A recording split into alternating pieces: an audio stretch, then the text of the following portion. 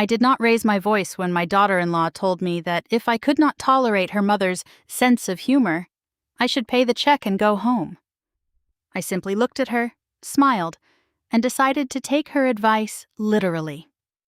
My name is Margaret Hale. I am 63 years old and I have been a widow for 6 years. Losing my husband taught me many things I never wanted to learn, but one lesson stayed with me more than the others. Life becomes too short, too quickly, to spend it begging for basic respect. That evening was supposed to be pleasant. My son, Ethan, and his wife, Natalie, had invited me to dinner at a seafood place near the river. One of those restaurants with white tablecloths, low amber lighting, and waiters who seemed to appear before you realized you needed anything. Ethan had called it a treat. He said they wanted to thank me for helping them through a difficult few months. I should have known there would be a catch.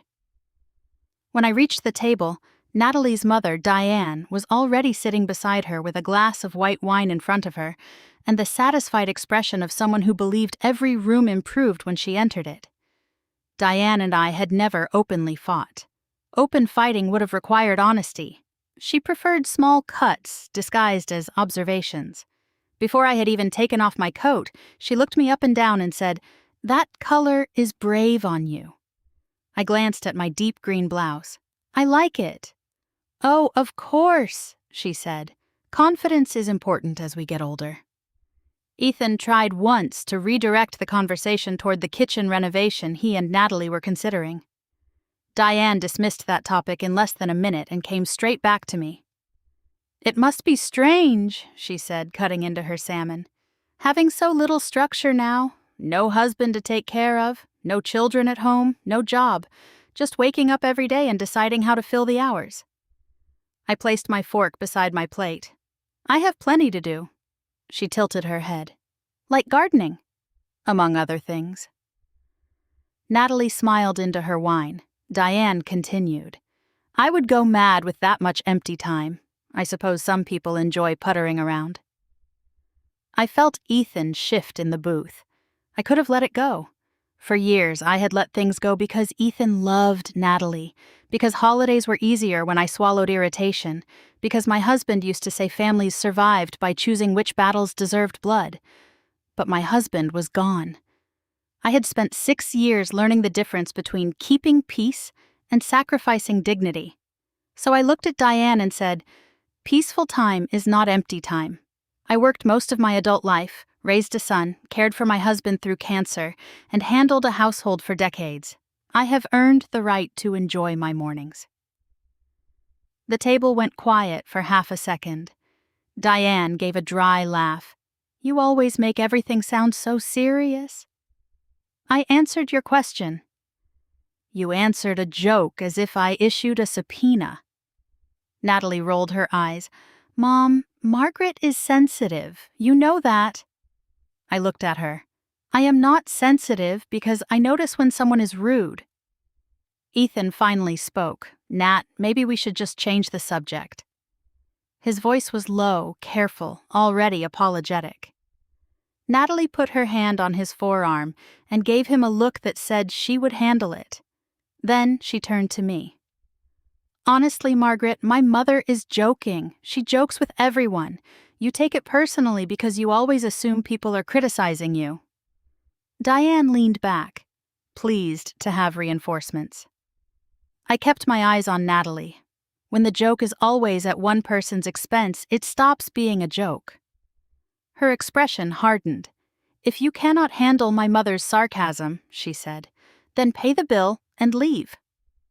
Ethan's head came up. Diane smiled.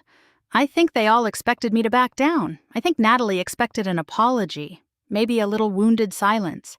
Maybe I would stay through dessert and later send Ethan a message saying I hoped I had not caused trouble. Instead, I smiled. That is a very practical suggestion." Natalie blinked. I raised my hand to catch our waiter's attention. When he came over, I gave him my card and said, "Please put the entire table on this." Ethan frowned. "Mom, you don't have to do that." "I know." Natalie's mouth curved slightly as if she had won. The waiter returned a few minutes later. I signed the receipt, added a generous tip, slipped my card into my purse, and stood. I put on my coat. Ethan stared at me. "You're actually leaving?" "Yes." "Mom, come on. Natalie suggested it. I agree with her." Diane laughed under her breath. "Well, this is dramatic." I looked at her. "No, dramatic would involve shouting. I am simply going home." Then I turned to Ethan. "One more thing. You and Natalie came with me." His face changed. I continued. "So you will need to arrange a ride." Natalie's triumphant expression disappeared. "What?" she said. "I'm driving myself home. You cannot just leave us here." "I can. I paid the bill and now I am leaving exactly as requested." I walked away before anyone could stop me. Outside, the river air was cold enough to sting. I crossed the parking lot, got into my car, and sat for a moment with both hands on the steering wheel. My heart was pounding, not because I regretted it, because for the first time in years I had acted before guilt could talk me out of protecting myself. I drove home with the radio off. The next morning my phone rang at 8:15. I was on the back porch with coffee, wearing an old cardigan and watching sunlight move across the fence. Ethan's name appeared on the screen. I let it ring twice before answering. "Good morning." "Mom, what was that?" "No, hello." I took a sip of coffee. "What was what?" "You left us at the restaurant." "Yes. We had to take a rideshare home. It cost almost $50. I imagine that was inconvenient." He made a frustrated sound. "Natalie is furious." "That sounds inconvenient too." "Mom, what exactly do you want me to say?" "That you overreacted." I looked out at the small row of herbs along the porch rail.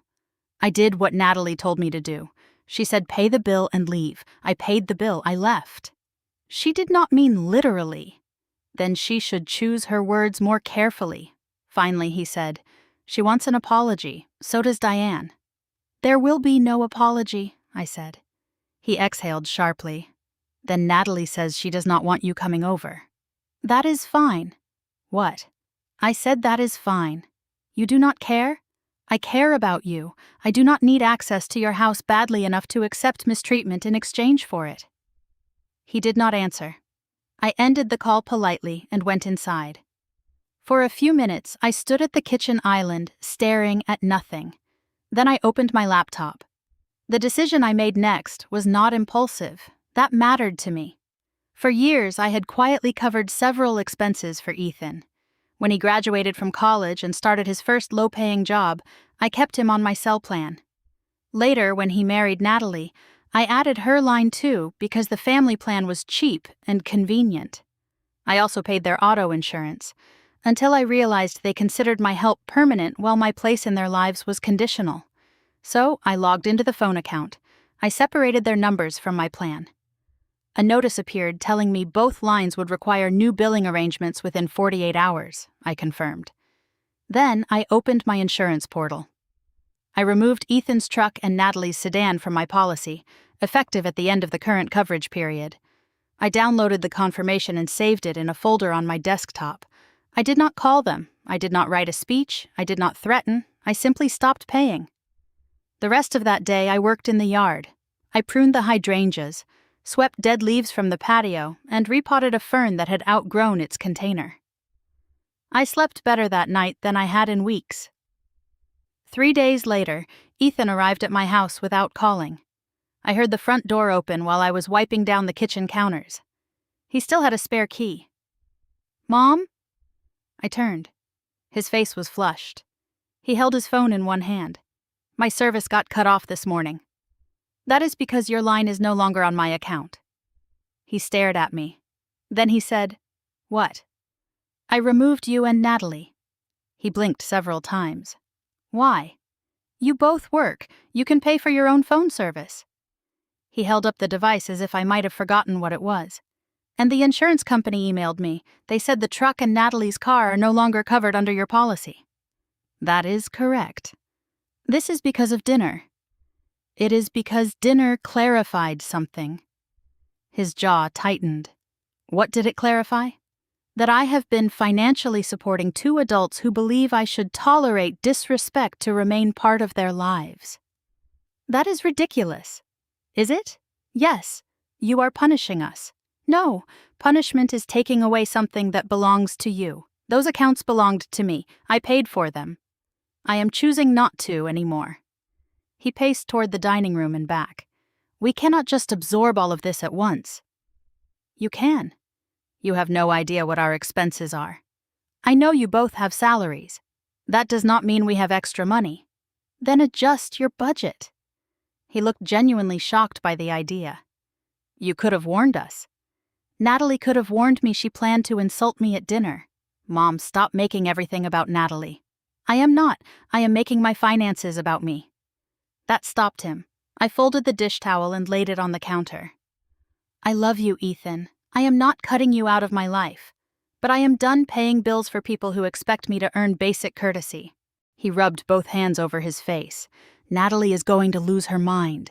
That is between you and your wife. He left angry. For the first time in his adult life, I did not chase him to the door. The next afternoon, Natalie came to my house.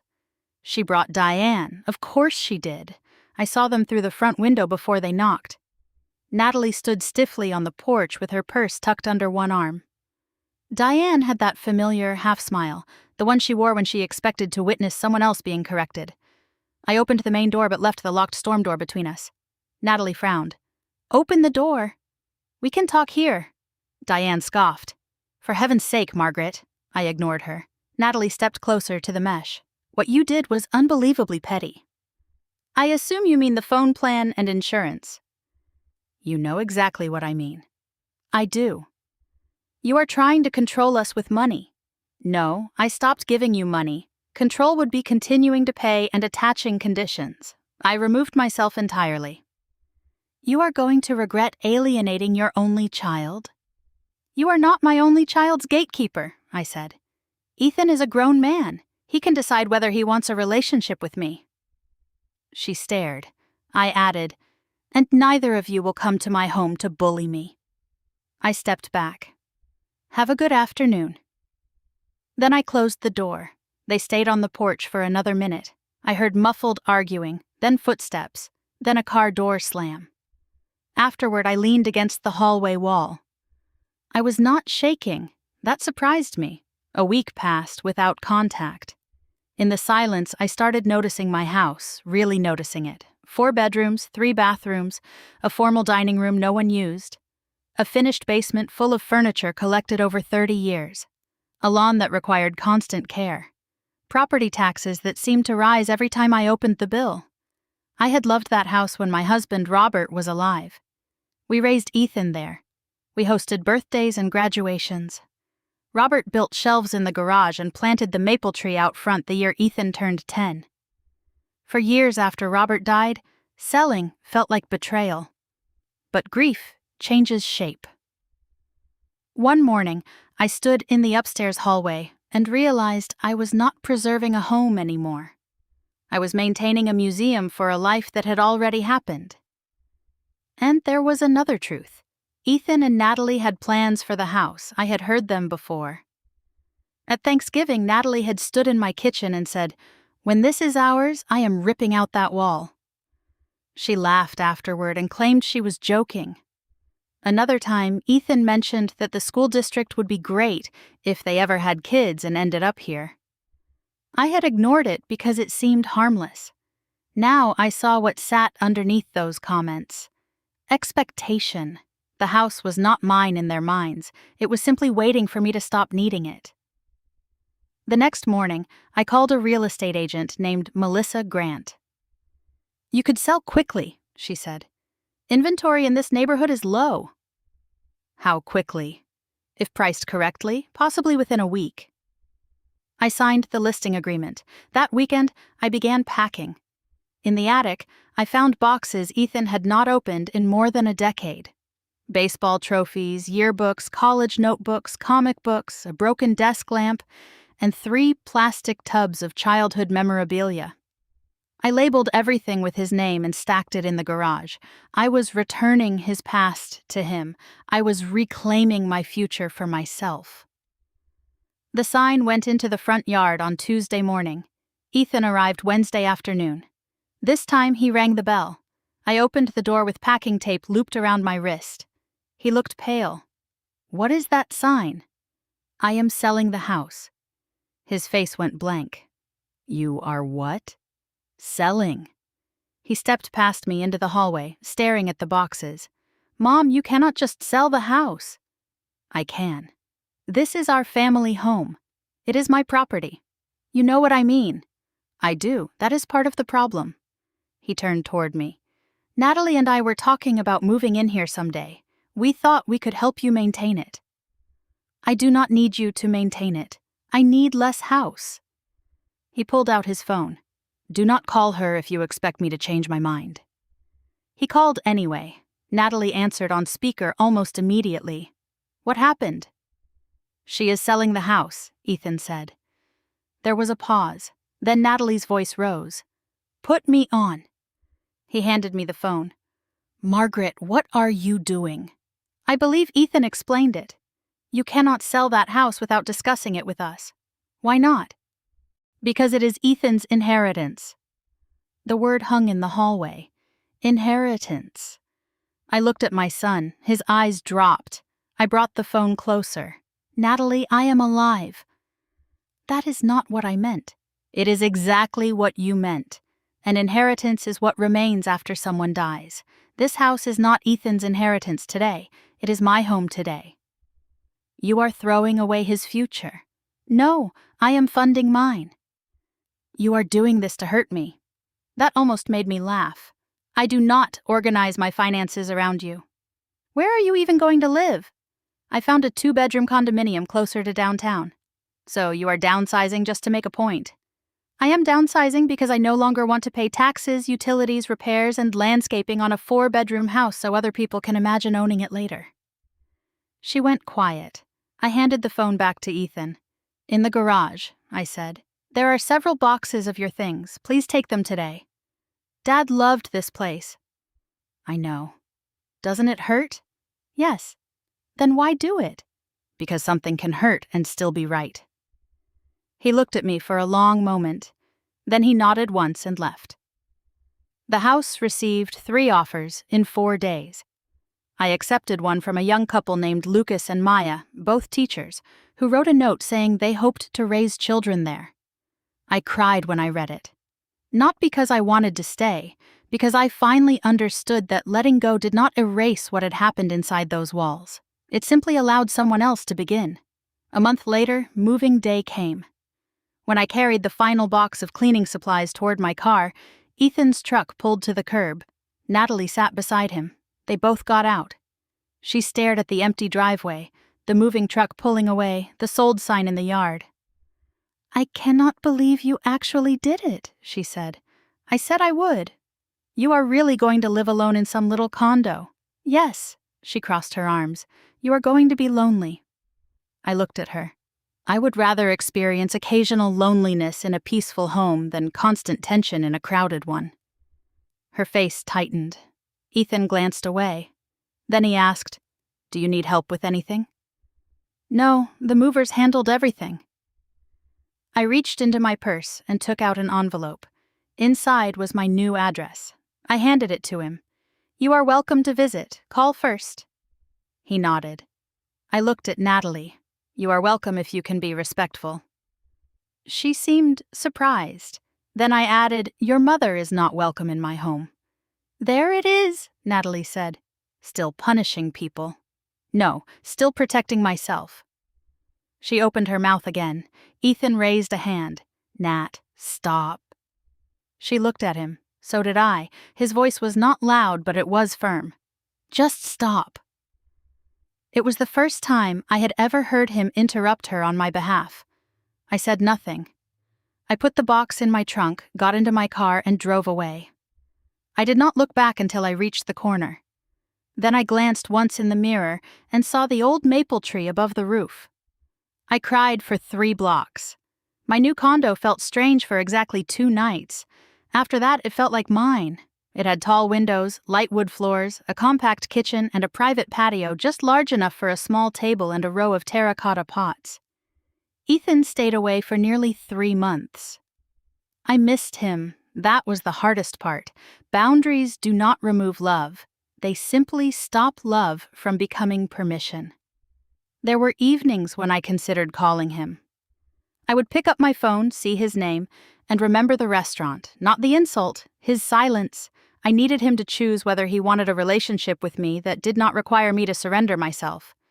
So I waited. One Sunday in late spring, my doorbell rang. I looked through the peephole. Ethan stood there alone, holding a white bakery box. I opened the door. "Hi, Mom." "Hi." "I called." I smiled. "You did." He lifted the box. "Almond pastries. My favorite." "I remember." I let him in.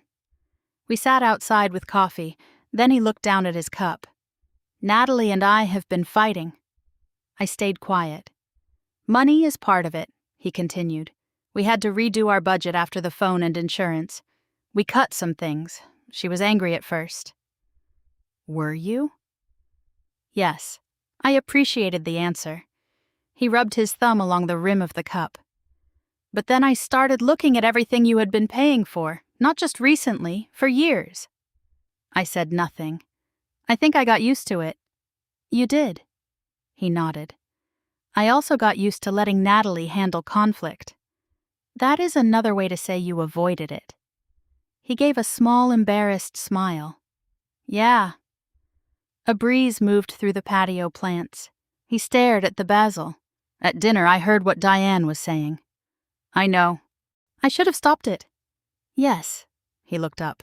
"I told myself I was keeping things from getting worse." "That is what I used to tell myself, too." He frowned slightly. "What changed?" "Your father died." He waited. I continued. "When someone you love dies slowly, you become very aware of time. I spent years believing I could always address things later. Later is not guaranteed." He nodded. "I am sorry, Mom." I felt my throat tighten. He did not say it quickly. He did not add excuses, so I believed him. "I am sorry I let Diane talk to you that way. I am sorry I asked you to apologize. And I am sorry I acted like your help was something we were entitled to." I reached across the table and touched his hand. "Thank you." His eyes were wet. "Are you still mad?" "I was never as angry as you thought." "What were you?" "Tired." He nodded as if that hurt more. When he finally stood to leave, he hugged me tightly. Not the distracted half hug he used to give while checking his phone. A real one. "I love you, Mom." "I love you too." At the door, I said, "You are always welcome here." He looked at me. "Call first." He smiled. "I know." Over the next few months, we rebuilt carefully. Ethan visited alone at first. Then, one afternoon, he asked whether Natalie could come. I told him yes. When she arrived, she looked uncomfortable. Good. Comfort had protected her from accountability for too long. She stood in my living room holding a small potted orchid. "I brought this." "Thank you." She set it on the table. For a moment, neither of us spoke. Then she said, "I owe you an apology." I waited. She swallowed. "I was disrespectful at dinner, and after. I kept defending my mother because that is what I have always done, even when she is wrong." I nodded once. "I also treated your help like it was expected." "Yes." Her face flushed, but she continued. "And I should not have said anything about the house being Ethan's inheritance. No, you should not have. I am embarrassed that I did." "I accept your apology," I said. She looked relieved. "But accepting it does not mean returning to the old arrangement." "I understand." "And Diane is still not welcome here." A pause. Then Natalie nodded. "I understand that too." That was enough. Not forgiveness without memory. Not reconciliation without boundaries. Just enough. By autumn, Ethan and Natalie had adjusted to paying their own bills. They delayed the kitchen renovation. They sold one of their expensive gym memberships. Ethan told me they had built an emergency fund for the first time. I did not offer money. I did not need to. For years, I thought family peace meant absorbing whatever came at me so no one else had to be uncomfortable. I mistook endurance for maturity. I believed generosity required endless access to me, and that love meant making myself useful enough that no one would leave. I was wrong. Real peace has boundaries. Real generosity is freely given, not silently demanded. Real love can survive the word no. I did lose something when I sold the house. I lost rooms filled with memories, a familiar street, and the comforting illusion that keeping everything the same could keep my family close. But I gained something larger. I gained the right to shape my life around the years I still had, instead of the inheritance someone else expected after I was gone. I gained a son who finally learned that avoiding conflict is still a choice. I gained a daughter-in-law who, whether she liked it or not, learned that access to another person requires respect. Most of all, I gained myself back. I did not need to scream at that restaurant. I did not need revenge. I only needed to stop volunteering for my own humiliation. Sometimes the strongest thing a person can do is quietly stand up, pay the bill, walk away, and let everyone else discover what your kindness had been carrying for them all along.